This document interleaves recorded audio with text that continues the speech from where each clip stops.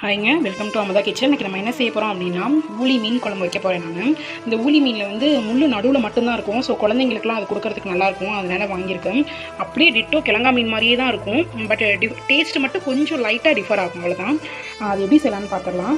ஒரு 20 சின்ன வெங்காயம் எடுத்து இந்த மாதிரி சின்ன சின்னதாக கட் பண்ணியிருக்கேன். ஒரு 3 பச்சை மிளகா வந்து கட் பண்ணாமல் அப்படியே சும்மா அப்படியே வச்சுருக்கேன். ஒரு 10 பல்லு பூண்டு உரிச்சு வச்சுருக்கேன். கொஞ்சம் கருவேப்பிலை தாளிக்கேன்.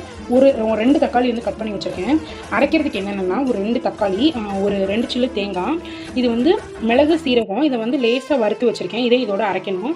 அப்புறம் மீன் வந்து நல்லா கழுவி சுத்தம் பண்ணி வச்சுருக்கேன். அப்புறம் ஒரு 2 சொல்ல, அதாவது ஒரு எலுமிச்சம்பழம் சைஸ் வந்து புளி எடுத்து முன்னாடியே ஊற வச்சுக்கோங்க. அவ்வளோதான். எப்படி செய்யலான்னு பார்க்கலாம். இப்போ நான் இதில் 3 எண்ணெய் ஊற்றிருக்கேன். கடலெண்ணெய், நல்லெண்ணெய், கொஞ்சமாக விளக்கெண்ணெய் ஊற்றிக்கோங்க. விளக்கெண்ணெய் ஊற்றினோம் அப்படின்னா மட்டும்தான் குழம்பு வந்து எரிக்காமல் இருக்கும். இப்போ நம்ம கழுந்த பருப்பு வெந்தயமும் போட்டுக்கலாம். அது நல்லா செவந்து வரும். இப்போ நல்லா பொரிஞ்சு வந்துருக்கும். இந்த ஸ்டேஜில் நம்ம வெங்காயம், பூண்டு நம்ம கட் பண்ணி வச்சுருக்க எல்லாத்தையும் போட்டுக்கலாம். போட்டு நல்லா வதக்கிட்டு இருக்கேன். இது நல்லா வதங்கி வரட்டும். நம்ம போட்டுக்கிறது எல்லாம் தக்காளி வெங்காயம் எல்லாம் நல்லா வதங்கிருச்சு. இப்போ நம்ம அந்த அரைச்சி வச்சுருக்க பேஸ்ட்டு எல்லாத்தையும் ஒன்றா போட்டுக்கலாம். 1 ஸ்பூன் மிளகாத்தூள் போட்டிருக்கேன். ஒரு 2 டீஸ்பூன் கிட்டக்க மல்லித்தூள் போட்டிருக்கேன். தேவையான அளவு உப்பு போட்டிருக்கேன். அவ்வளோதான். போட்டுட்டு இது நல்லா ஒரு கொதி வரட்டும். ஒரு தடவை மட்டும் கலந்துக்கோங்க.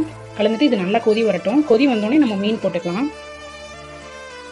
நல்லா குழம்பு கொதி வந்துருச்சு. நான் மாங்காய் ஒரு அரை துண்டு மட்டும் மாங்காய் கட் பண்ணி போட்டிருக்கேன்.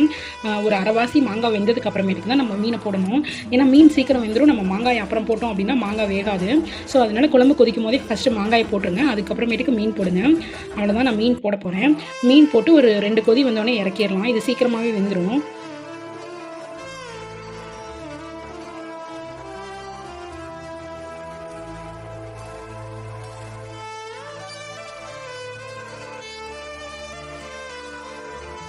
அவ்வளோதான். நல்லா குழம்பு கொதிச்சிருச்சு. நம்ம மாங்காய் போட்டது, மீன் எல்லாமே நல்லா வெந்து வந்துருச்சு.